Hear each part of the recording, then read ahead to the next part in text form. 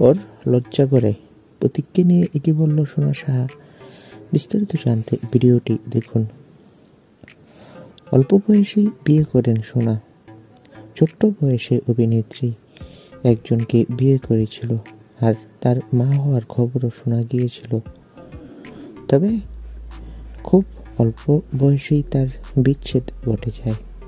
সাক্ষাৎকারে অভিনেত্রী জানায় যে, আমার প্রাক্তন বর আমাকে অভিনয়ে অনেক সাহায্য করেছিল, তবে সেগুলো অতীত।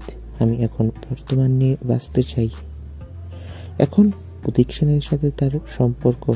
সোনা সাহা বলে, ও ভীষণ লাজুক, বিয়ে নিয়ে ওর কথা বলতে লজ্জা করে। সোনা সাহা বলে, প্রতীক খুব ভালো মনের মানুষ, ওর মতো একজনকে পাওয়া আমার ভাগ্যের ব্যাপার। খুব তাড়াতাড়ি আমরা বিয়ে করছি।